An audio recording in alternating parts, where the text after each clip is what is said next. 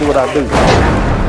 They come wearing the costume of foundational Black Americans. They cosplay your pain, your culture, your struggle, and your victories. They wrap themselves in your identity like a costume when it suits them, and parading as Black when it's time to claim affirmative action benefits and diversity scholarships and legacy admissions. But they shed it just as quickly when it's time to acknowledge who built the foundation they're standing on. They mimic your slang, your music, your fashion, your social justice slogans. They throw on the mask of descendants of slaves and survivors of Jim Crow, but they don't carry the weight of that history. They'll chant Black Lives Matter, but they weren't there when Black lives had to march in the streets of Selma and fight off the police dogs in Birmingham, or walk into newly integrated schools under threat of death. They weren't redlined. They weren't mass incarcerated. I still got cousins in the penitentiary. They weren't shut out the GI Bill like our brothers who came back from World War II, like their white counterparts who were able to work their way into the middle class at the help of the government for their patriotic, heroic duty. See, that history belongs to foundational Black Americans and foundational Black Americans alone. We belong here. Yet somehow they managed to benefit from it.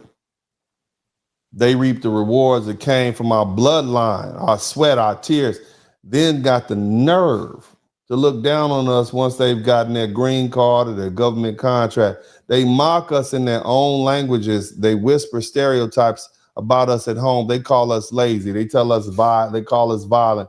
They tell us we're ungrateful while still feeding off the system we forced this country to create. And it doesn't stop there.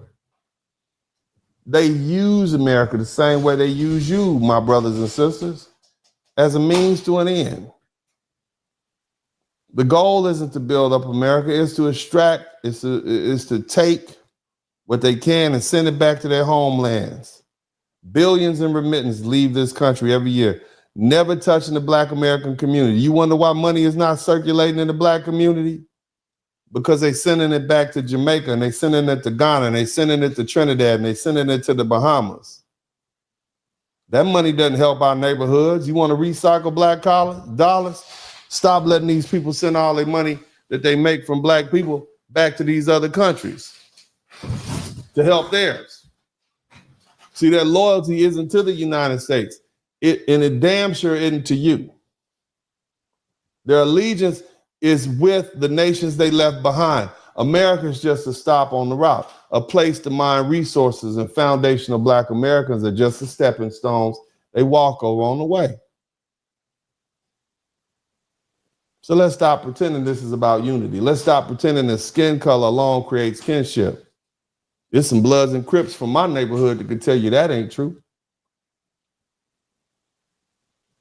Because see, while they smile in your face and marching on your movements, they're building elsewhere. They're investing elsewhere. They're dreaming elsewhere. They want to use America. They want to use you. And if you let them, that's exactly what they'll keep doing. So let's stop sugarcoating this thing.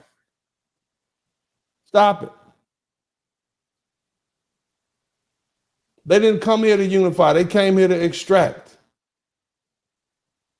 There's a massive financial incentive for certain nations to send their nationals to this United States, legally or illegally, because of the enormous volume of remittance sent back home. And we let them in. And now it's to the point, it's 25% of them comprising what we call Black America, and they got the nerve to call us Region 6 or the 6th region.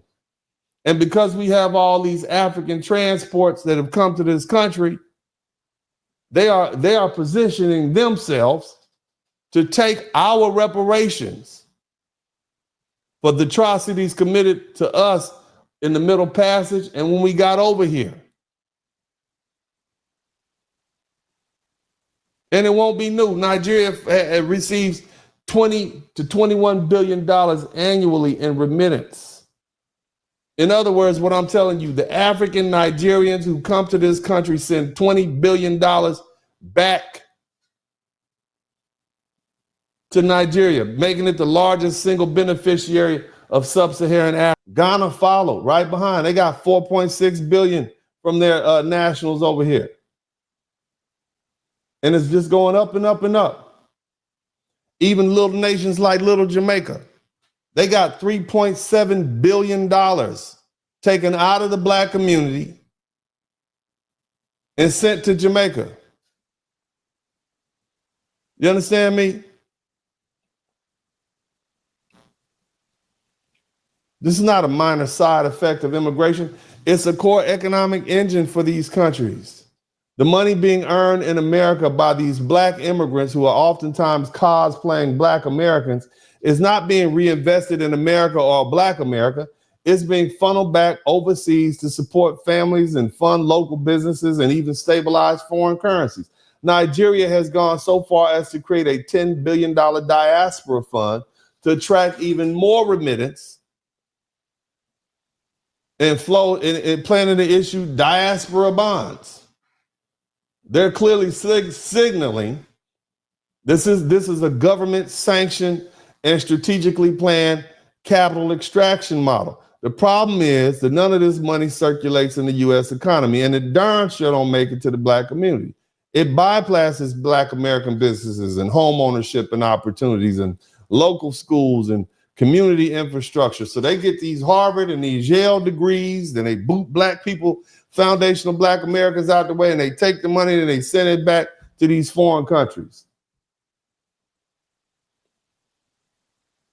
At the time when black American wealth is still clawing back from generations of systematic economic discrimination, and this consistent outflow of capital only serves to deepen the disparities. Every dollar wired abroad is a dollar not invested in the communities that we live in. That's not global solidarity, it's economic opportunism, backed by both sending and receiving governments. Immigrants take jobs that should go to black Americans and U.S. citizens, but more insidiously, they are siphoning wealth out of the country altogether unless this system is held accountable. What's up? Welcome to the broadcast. This is Uncle D. People wash their ass in the tub, Kamala Harris. You were tuned in to Uncle D. This black man talk. Pull up, homie, take a seat. Don't be a shadow watcher every day. You learn something, then you earn something. Let them know and drop some money in the plate. It's getting cold, ladies, talking ratchet. Blizzard King here, grab your coat, zip your jacket. Keep quiet for a second, close your jaw. Attorney Spurling, this ain't pearly, know the law. Talking Constitution, pushing pins when he shootin', give him that. Masculinity, just for the record, sprinkle that. You can keep your cat, gotta cut it.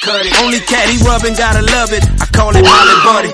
Gotta vote your interest, voting earns. Presidential, this is for the money that I earn. When you gon' learn, my people, that evil mixed with evil. No matter what you're doing, baby, this ain't equal. Sometimes when you're special, you get hated. The test is for the best, you're damn right, my people made it. Uncle D, Blizzard King, you been served, gotta know this. Now black men out here know we winning, gotta hold it now. Uncle D, you been served, get your notice now. Black men out here know we winning, gotta hold it now.